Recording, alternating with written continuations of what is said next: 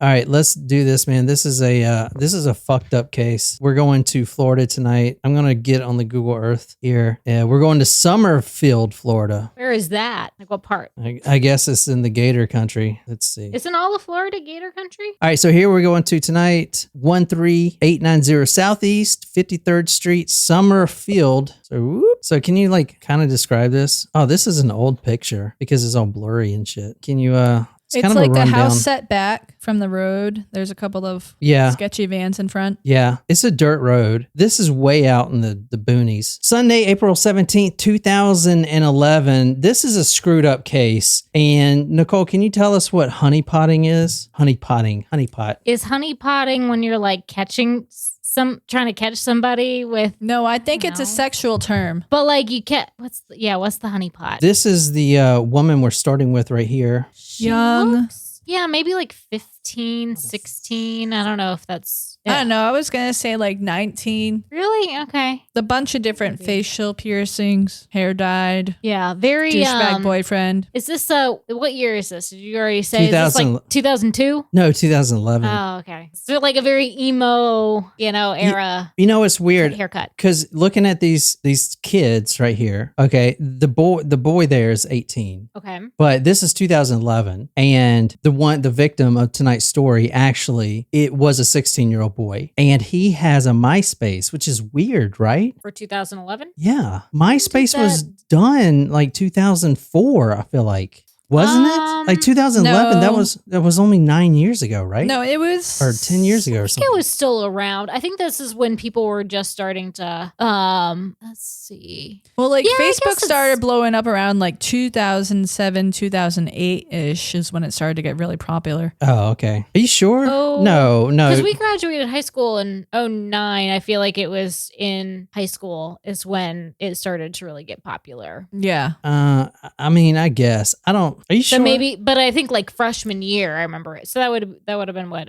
05? This kid still has a MySpace. Like his photos are still there. Interesting. So does anyone like on live chat or anything still have a MySpace? Because it's a music platform now. Do I still have it if I never deleted it? Yeah, Maybe. that's what I'm You should saying. probably check it out. I'm pretty sure I don't have, like, I believe it. You never deleted? No, I'm pretty sure I did. I just, If you honestly, did- it was so long ago. If you didn't delete it, it's probably still there, I would imagine. I think it's deleted. I don't know. It's just kind of weird that you can still find these things. Yeah. Because it's supposed to be like a music platform, even though no one uses it. That girl that you just saw, she's redhead girl. Her name is Amber Wright. All right. Now there's multiple people involved in this story and it's extremely screwed up. But she is texting her ex-boyfriend from this house. It's not her house, but it's kind of like a party house. And this is around 8:39 p.m. trying to rekindle the relationship, trying to work things over. Now, the guy that you saw her with is this boy's rival, is like literally his arch nemesis. Let me show you. Because kids at that age can have such horrible enemies, but okay.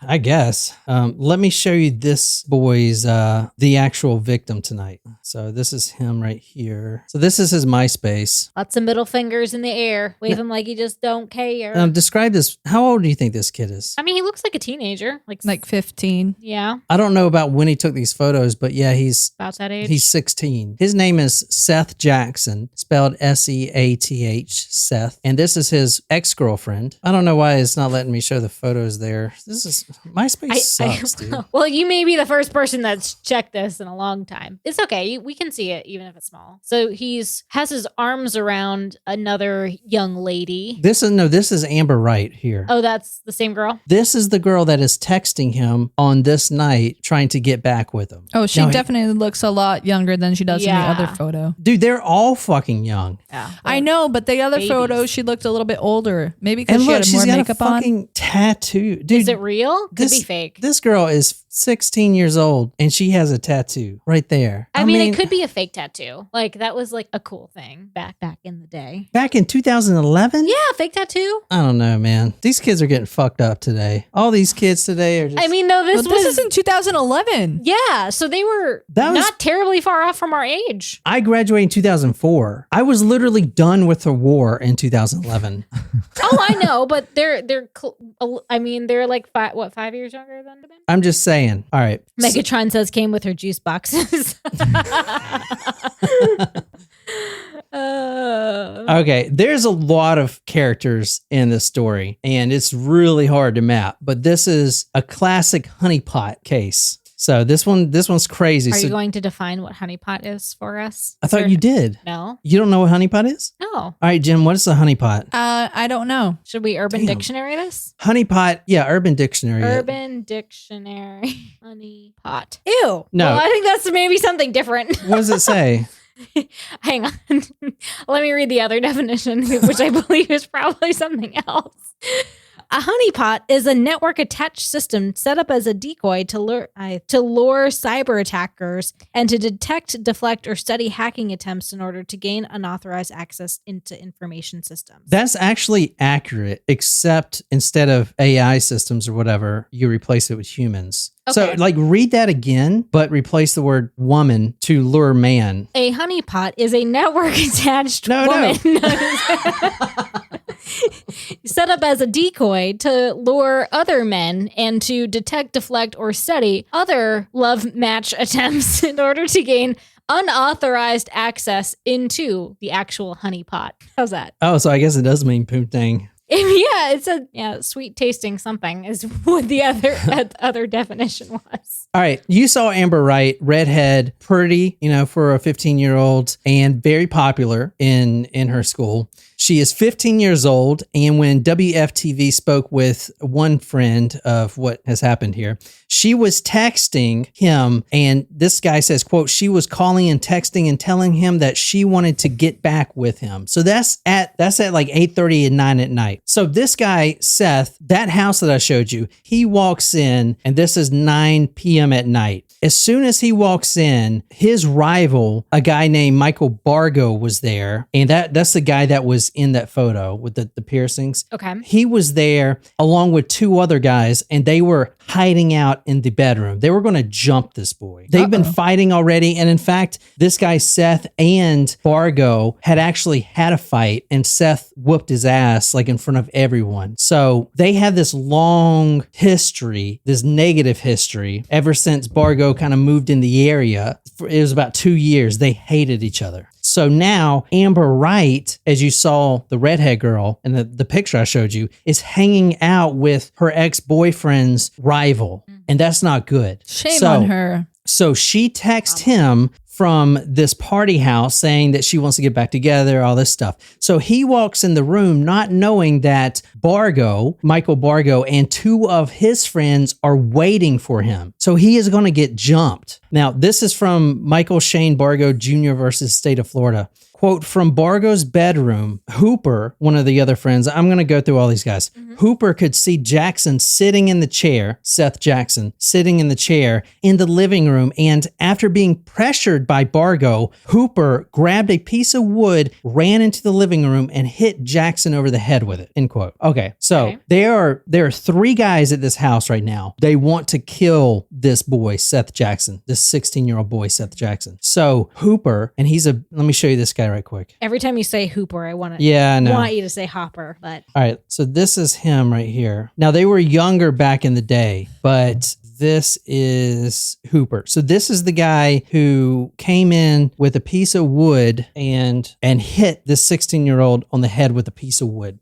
And how old is this kid? They were all young at the time. This was 16. The oldest guy here. Oh, he is no longer 16 in this photo? No. I mean, this is 2011. He's been in prison since then. So he rushes in and he hits Seth over the head. Now Seth is sitting on the couch because, as you'll see, he really adored this girl. And he thought that she was serious and not just trying to honeypot him to come over and get beat up or killed. Mm-hmm. So he is actually sitting on the couch knowing, because he can hear everything in the bedroom, knowing that not only is his rival there, but the other two guys that also hate him. So he's just sitting on the couch. In his mind, he's like, if this is a trap and she's bringing me over here to get jumped, then it's worth it, because I love her or whatever. That's kind of what he's thinking. So he's going to sit there on the couch until, everything goes down. But Hooper runs, smashes his head with this big ass 2x4 2x4 type thing? Yeah, exactly. A 2x4. As soon as he hits him on the head, Seath falls on the floor and he starts trying to crawl out of the front door. Michael Bargo, that kid that I showed you. Let me show you everyone involved right now so I don't have to do this again. This is like really confusing. Besides Hooper, this is everyone involved. Okay. So this is Michael Bargo right here. Okay. He is the ringleader we're going to talk about.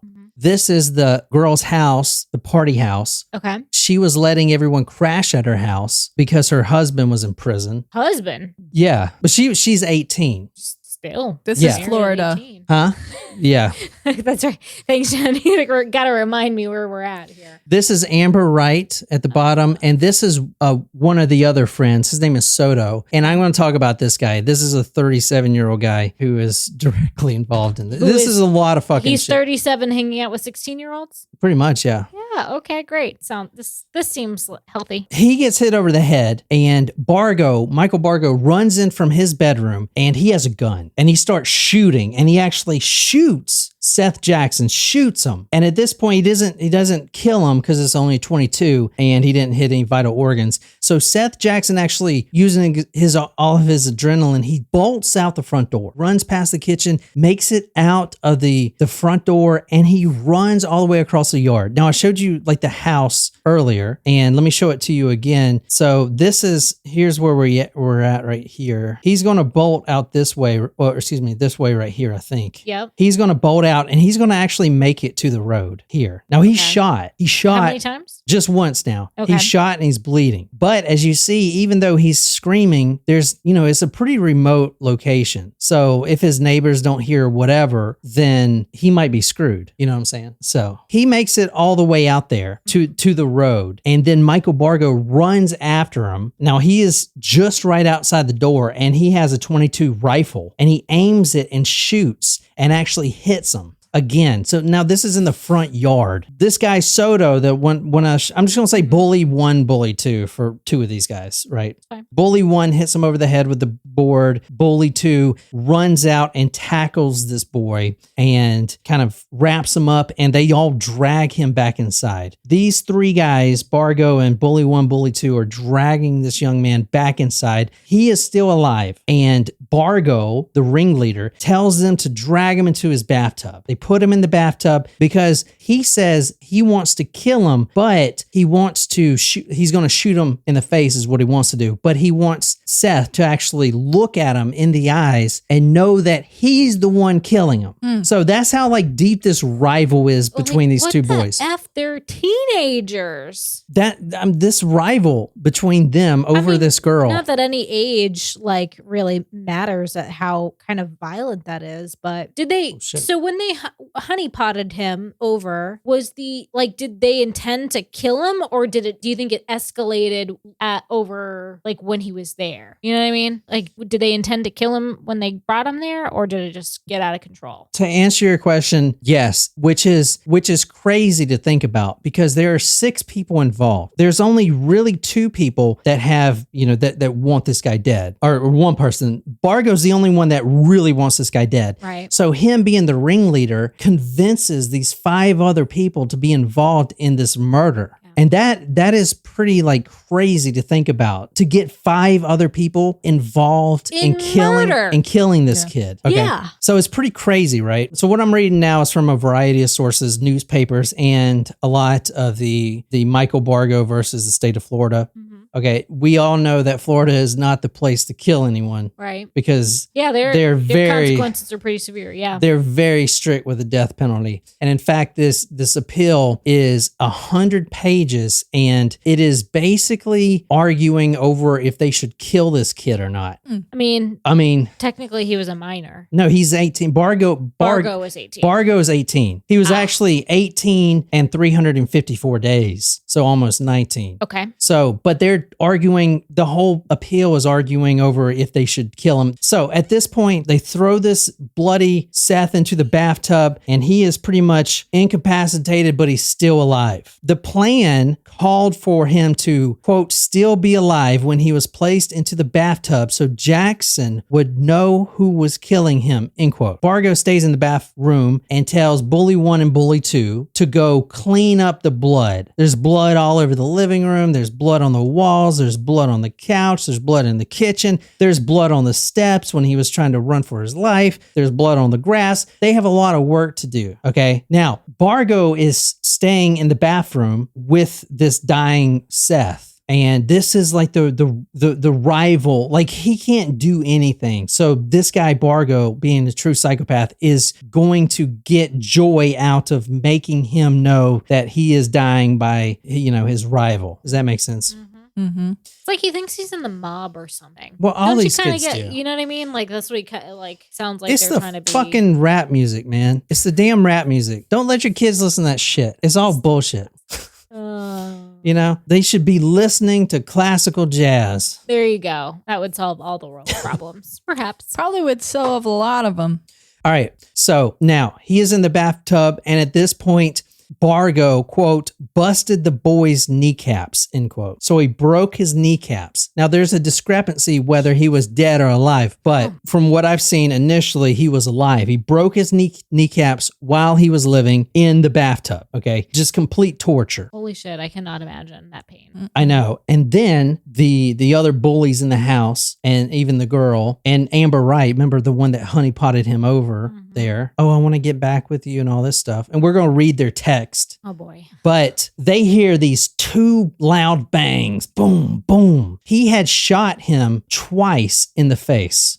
Yeah. So Bargo shoots him twice point blank range in the face. Now, there's blood like literally everywhere. I mean, the kid's dead at this point. And so now they got to figure out, all of them, how to dispose of this body. I mean, this is 6 people in total are going to get charged with this. You know what I'm saying? It's crazy. Yeah. It's crazy. Are they all charged? Well, I guess they could all be charged with murder or assisting or whatever. Now, assault. What they do next is what really makes this completely sick. This case completely effed in the A. But I'm going to go over that in a little bit. I want to tell you about the relationship that Wright, the redhead, and Seath, the decedent, had. Okay. Because it was pretty volatile. It was pretty toxic, to quote Britney Spears. They had actually started dating in December of 2010. And if you see the photos, they were pretty close together. Seath adored this girl. And Seath was a popular kid on his own. He was tall for his age. He had a lot of opportunities to date different girls. And he did. He was a popular kid. Yeah. And she was too. She was a pretty popular girl. But together, they just didn't mesh together. There was a lot of accusations of, so-and-so cheating and this and that and the other. Now, keep in mind, these are teenagers. Yeah. In 2010, they're 15 years old when they meet. And they eventually break up. And apparently it was a terrible breakup. This was in March of 2010. So literally right after they break up. And according to Jackson's mother, Sonia Jackson, her son was very hurt when she broke up with him. Okay. But they continued to text, and Facebook message and stuff like that. But eventually, Wright, most likely to make the ex-boyfriend that she broke up with insanely jealous, she started dating the guy that he hated the most, Bargo, the guy that killed him in the end. Okay. So she did that on purpose. Got it. Just to spite him. Okay. Okay. So she is calculating in that aspect. But so this is the Facebook conversations when they broke up. So this will show you kind of like how toxic this was. So this is Seath Jackson talking to Amber Wright. He says, have her mic. Now this is Michael Bargo. Have her mic Fago. Yeah. Bitch boy. Bargo? Yeah, that pussy, he wouldn't fight me. Shit, Amber, you wanted it. So yeah, like I said, my song to you is ha ha ha, you did this to yourself. Single hit me up now that I don't have a trick now. Jesus Christ. I know I said this before, but can I just make this one statement? Because as technology advances,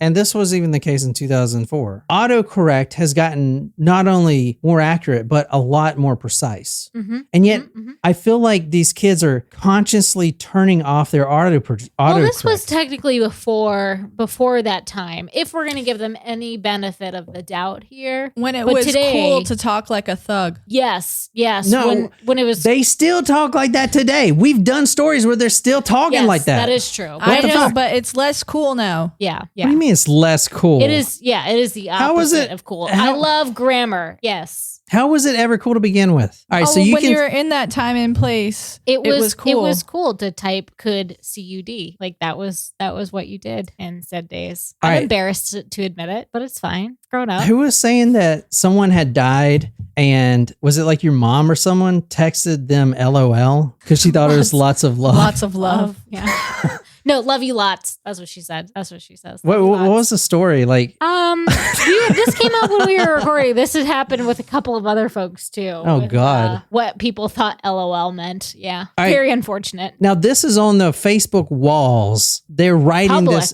This is all public. It's not even a private message. Not even This private. is before Facebook Messenger. Yeah. So, I mean, I don't want to read all this. Just kind of like cherry pick it. Oh man, don't jealousy. You've got yourself a new girl. You're the one that fucking cheated on me with the girl the whole time and didn't care about you. And I stuck with you through a lot of shit. I mean, that is just drama. That is just high school drama See- right there. That has escalated to murder, apparently. See, just like I said, Seth, stop being childish. And the fuck I cheat on you the whole time? You've been watching too much Cheezers. But it's all, and then Amber Wright says, but it's all good. Run your mouth all you want because I know 10 times better than you. It takes a real man to accept the fact that he got broke up with. But it's just, this is all public.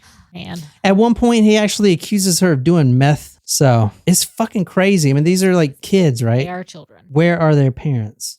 It's like that Vine. It's like the what? The Vine. This is pre-TikTok, John. Pre-TikTok. Oh, we both need to just let all this shit go. Yeah, we split. Yeah, it hurt, but I'm over the dumb shit with me and you. I just ain't going to let Mike have his cake and eat it too. So you see that this whole thing is about Mike. Okay. Right. So it's very, very, very toxic. Let me go over the actual text before the text that sent him, the honeypot text, if you will. Mhm. Okay, and I'm going to show you this screen. This is the text. So it says, write to Jackson. So this was sent at 8:12 p.m. Hey, can you talk? You said you needed to talk. Well, I kind of need to talk to you about us working things out. What you mean? And then it goes on and on and on. And then he says, Amber, if you have me jumped, I will never forgive you. And then she says, I swear you're not Seth, yada, yada, yada. So she says that she's not going to have him jumped, but that was the plan. So that plan of having him jump was actually thought out the day prior.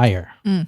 You But know? isn't like jumped is just beat up, right? It's like Pretty much you set someone up to be in a time and a place and then people come and attack you. Yeah. However, though, they actually all agreed to kill him. And I'm going to kind of go more into it, but they all agreed that they're going to kill him. So these texts that we just read, I swear, Amber, if you have me jumped, I'll never forgive you. He was willing to risk being jumped. he knew that was a possibility. The possibility in his mind is, okay, I may get my ass kicked by 3 dudes. He certainly didn't expect to die. Nowhere did he think that they were going to kill him in this process. You know what I'm saying? Because he wouldn't have went over there. This is sad. Yeah. All right. Well, I mean, it makes me sad that like any human is capable of this, but it like really is depressing, more depressing when it's like kids, teenagers. It's like, yeah, I ugh. know. I feel the same way. I was actually just talking with somebody today about whose daughter was bullied to the point where like she's in the hospital right now for She's in a hospital for what? attempting to kill herself, and it wasn't very well thank God it wasn't planned, but it's just like kids can be really cruel, and it was because of that. Like it was because of bullying. It just really makes my heart hurt. Remember we were watching that nature show with those monkeys? And there was this... Yes. Oh my God, that was heartbreaking. So there was this nature show. There were macaque monkeys, and they were in this little tribe. And I don't know where this was, like in South America somewhere.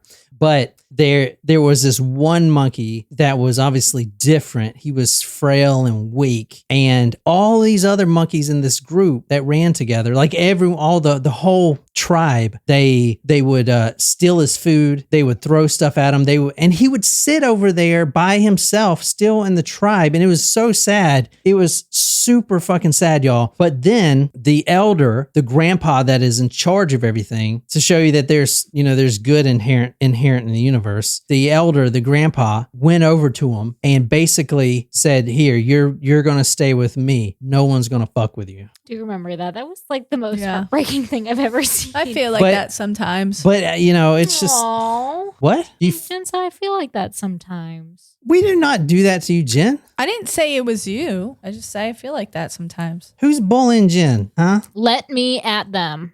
So this Michael Bargo could face the death penalty. He had dated Amber Wright, like I said, but Amber Wright just wanted to make her ex-boyfriend jealous because they were arguing on Facebook. That's it. In this death penalty appeal, they were trying to figure out what his background was. And as an excuse, you mean? Like, why would somebody do this? Yeah, well, yeah. I mean, they were doing his, psychology and seeing if he had any disorders and stuff. Was there anything in there of note? Well, no excuse for murder? Okay.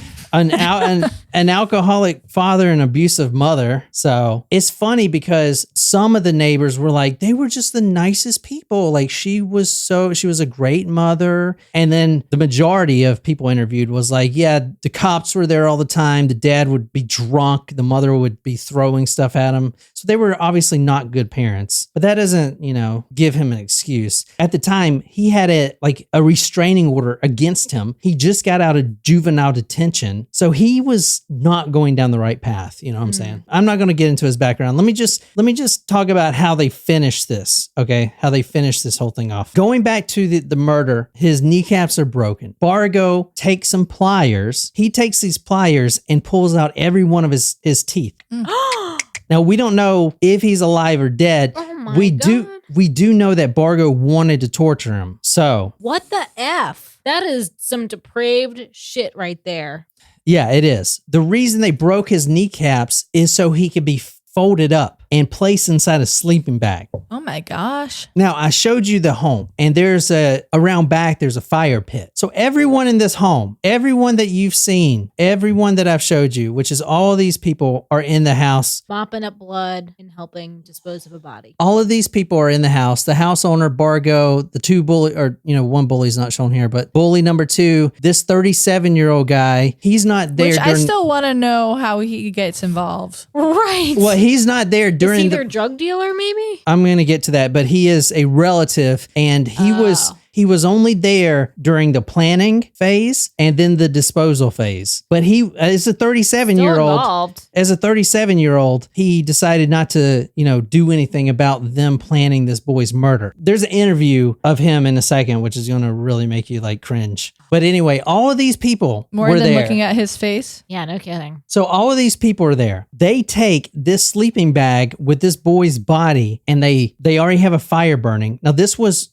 all part of the plan. The fire's already burning, and they put the sleeping bag with the boy's body on it on the open fire, and they monitor it all night. They basically grab a couple cases of beer, and they're sitting around the fire to make it kind of look like it's a party going on, because the neighbors actually complained multiple times because the flames were too high. They were extremely high, and when they look across the street, if no one is tending to the fire, then that's a problem. But they see all these kids around, it's like a party.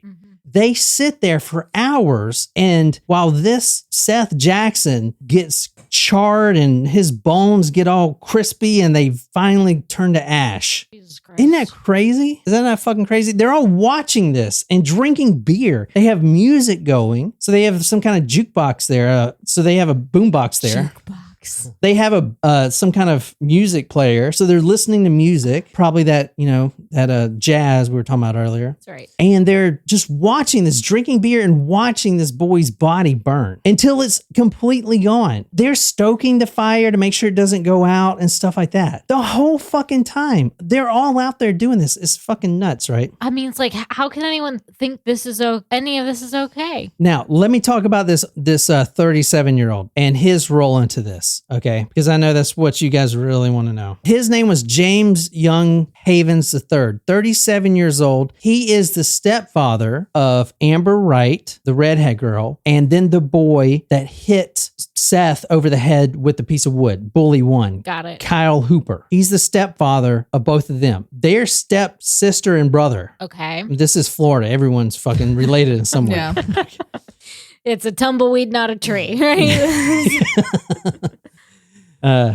Deputies said Havens was aware of the plan to kill Jackson and that he assisted in disposing of the remains. He also gave Bargo a ride to the city of Stark, Florida, in an effort to avoid being caught. So he was there during the planning. Now, this is him explaining to the media why he is such a fucking, I don't know what he is, weirdo, I guess. I went away. I left.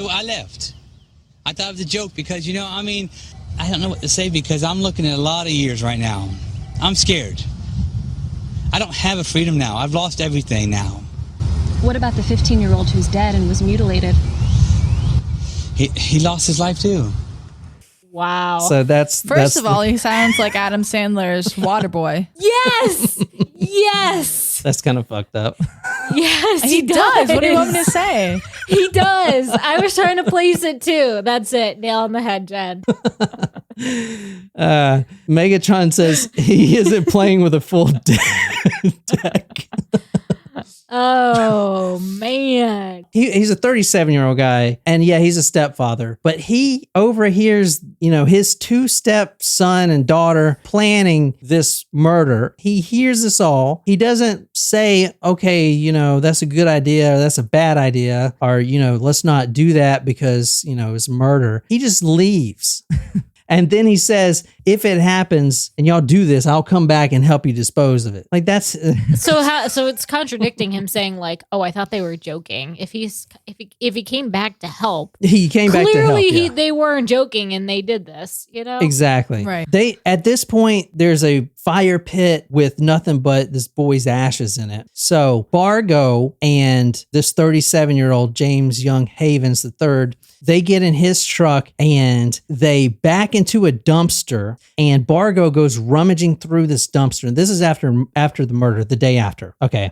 And they find a couple paint buckets that were used. And one of them actually had paint in it because the police, it was gray paint because the police noticed they had, threw the paint all over the grass to get rid of the paint. So they found 2 paint buckets, which are like big 35-pounders, paint buckets, and a dog leash and a cinder block. And they MacGyvered all of this together, took this boy's ashes, stuffed them in these paint buckets, tied a cinder block with a red dog leash to the paint buckets, and drove down to the quarry, this little like hidden spot. It's actually, the location is in Gander Mountain, like close by. Mm-hmm. This is a little quarry. They back their truck up there and then they throw the paint buckets into the water. One of them gets unstuck from the leash and just floats up at the top. So the police can find this stuff really easily. I mean, it's just like floating at the top. I grab a couple of cinder blocks and there's a red dog leash. We put that in the back of the truck. While on their way to the quarry, Bargo testified, quote, I told him to get me to Gander Mountain. I could show him how to get there from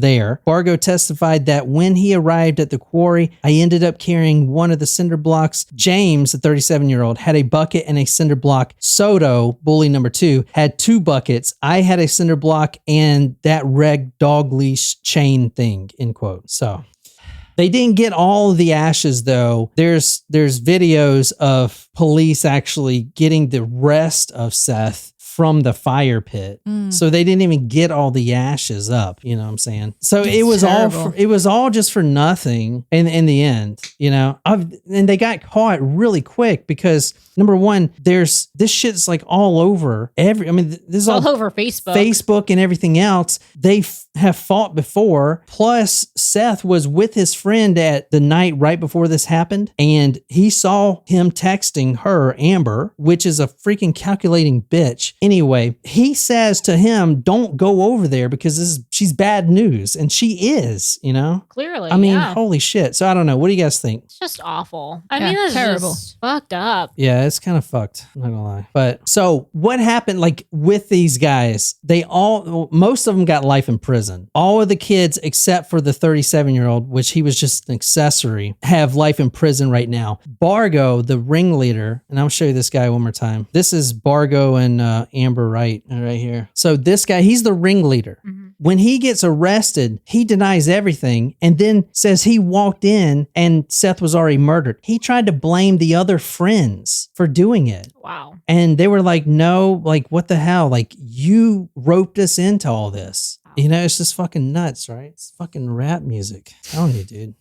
Or something in the water or some shit. So they're trying to figure out what to do with this guy. And because Florida has a death penalty, and he got it. He got it once. And then Florida, right after this, he was tried, they implemented a new law where you can only get death if all 12 jurors unanimously vote yes for death. So he was tried again, and again, all 12 said death. He is now the youngest one on Florida's death row. Wow. And he's still there. He's awaiting execution. Everyone else was involved, life in prison. So Damn. these are all juveniles. Amber Wright was 15, murder 1. Cal Hooper, 16, murder 1, which was Amber's half-brother and former friend. I do want to say I didn't mention this, but Kyle Hooper, the guy that hit him with the board, he had broke up with his girlfriend Alyssa. I didn't mention this, but maybe this is important. She had broken up with him, and Kyle was once friends with Seth, but then he actually caught Seth and his ex-girlfriend Alyssa, Kyle's ex-girlfriend, sleeping together. So that kind of persuaded him to get into, that they really hate each other too. Yeah. You know what I'm saying? Anyway, the girl that owns the house, murder 1. Michael Shane Bargo, murder 1 with death penalty. Justin Soto, bully number 2. He was 20 years old, murder 1. James Young Haven, the 37-year-old, he was charged with accessory. I wonder if they were, not to say like inspired by a movie or something that they saw, but it was like all the things that they did to torture this poor kid. No, it was, you know what I mean? Bargo that wanted to torture him. Right. It's like, I mean, with the whole kneecaps things, and he wanted him to look him in the eye in the bathtub. Yeah, it was like some Godfather shit.